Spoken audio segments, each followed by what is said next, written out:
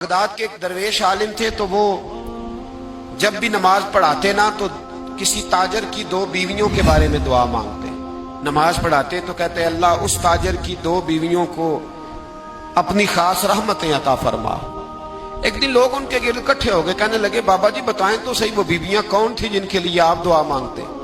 तो फरमाने लगे मेरे शहर का एक ताजर था, बहुत बड़ा ताजर था, मालदार था पर बे औलाद था।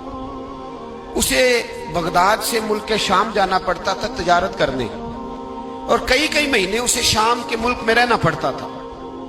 उसने इस तरह किया कि वहां भी एक शादी कर ली। अब वो वहां कुछ ज्यादा वक्त गुजारने लगा, मालदार आदमी था, बीवी को मकान भी लेके दे दिया। अब वो जरा देर से आता वापिस, और जब आता भी तो उसके वो वाले अंदाज ना होते जो पहले हुआ करते थे। अब बीवी से बड़ा जासूस भी कोई नहीं होता, उसको तो पहले ही पता चल जाता है कि माजरा क्या है, उसे बड़ी खबर होती है। वो कहने लगी अब के जब आता जाता है तो इसके हालात कुछ बदले बदले से हैं, माहौल कुछ और है। उसने एक बूढ़ा आदमी जो उसका अजीज भी था और समझदार भी था उसको तैयार किया। कहने लगी अब के जब मुल्क के शाम जाए ना तो इसका पीछा करना और खबर करना कि कहाँ रहता है, कहाँ जाता है, क्या करता है। वो बूढ़े बुजुर्ग जो थे वो खातून के कहने पर कुछ उसने किराया भी दिया। वो उस ताजर के पीछे गए और वापस आके खबर दी। कहने लगे कि ये तो 2-3 साल बीत गए, इसने वहां भी शादी की हुई है, तुझे बताया ही नहीं। बीबी बड़ी समझदार थी, हौसला मंद, जीरत, उसने शोर नहीं मचाया। उसने कहा कि मैं ना अब जब आएगा ना तो तरीके से बात करूंगी और पूछूंगी कि ऐसा क्यों किया। और ये भी उसने आके बताया कि अगर तेरे साथ निकाह के बाद उसे औलाद नहीं मिली तो औलाद वहां भी कोई नहीं, ये मुकम्मल तफसीलात। अब जब इस दफा खामंद आया तो आते ही वो बीमार हो गया, कमजोर होने लगा।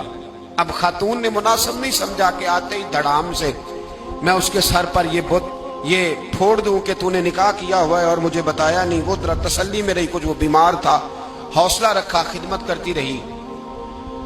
कुछ दिन गुजरे तो वो ताजर इंतकाल कर गया, फौत हो गया। अब राज खोल न सका, इद्दत गुजारी, और जब सारा माल जमा किया ना तो अशरफियों की बोरियां भर गई। सारा माल उस बीबी का, 4 बोरियों में अशरफियां, 4। यहां तो पेट का दोजख है, माज़अल्लाह भरता ही नहीं। हाल में मजीद, हाल में मजीद। वो जो कहते थे ना कि बस बाहर चला जाऊं और बाहर मैं कुछ थोड़े से पैसे कमा के 2-3 साल में लौट आऊंगा, फिर यहां आके कोई कारोबार करूंगा, वो गए हैं तो वापिस नहीं आए। वो जो कहते थे ना बस मैंने इतना सा कारोबार करना है कि मकान बन जाए, उन्होंने 4 मकान भी बना लिए हैं, लेकिन ब्रेक, हल में मजीद की दौड़ है। अब 4 बोरियां उस औरत ने छुपाए रखी। कोई बंदा नहीं जानता बगदाद में कि मुल्क के शाम में ताजर की दूसरी बीवी भी है। जब वो फारिग हुई तो उसने उस बूढ़े जासूस को फिर बुलाया और 2 बोरियां ऊंट पे रखी, खुद भी साथ बैठी और मुल्क के शाम गई। अल्लाह अकबर। वह बुजुर्ग कहते हैं मैं ऐसे ही नहीं दुआ करता। उसको जाके कहने लगी मैं अकेली वारिस नहीं हूं, आधे की वारिस तू भी है।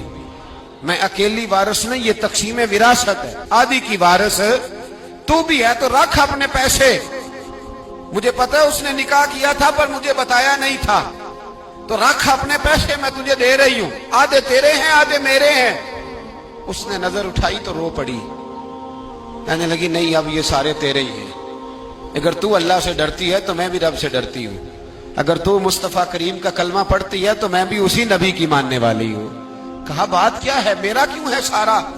तो वो खातून कहने लगी वो 2 साल 3 साल से मेरे साथ निकाह था और उसने बताया था मुझे कि मेरी बीवी भी है, और मैं गरीब थी तो मेरे वालिदैन को भी बताया था कि मेरी दूसरी शादी है। ये मकान उसने मुझे लेके दिया था, मेरे तमाम अखराजात वो पूरे करता था, नानो नफका का ख्याल रखता था।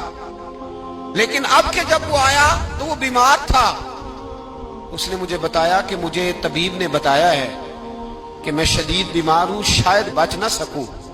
तो कहने लगी वो मुझे कई लाख रुपए भी दे गया और जाते दफा मुझे तलाक भी दे गया, फारी कर गया। कहने लगा तू जहां चाहे मेरे बाद निकाह कर सकती है। और कहने लगा मैं चाहता था पहली बीवी को बता दूं, मौका नहीं बना और उसका दिल ना टूटे, बता नहीं पाया, लिहाजा वो मुझे ढेर सारे पैसे दे चुका है, सारा मेरा हिस्सा मुझे पहले से दे चुका है। मेरी बहन اب یہ 4 بوریوں میں سے 2 میری نہیں بلکہ 4 کی 4 ہی تیری ہے، تو ہی اس کی حقدار ہے۔ تو بزرگ کہتے ہیں مجھے بتاؤ جن کے اندر اس قسم کے تقوی کی جھلک ہو ان کے لیے ہر نماز کے بعد دعا مانگنی چاہیے کہ نہیں مانگنی چاہیے؟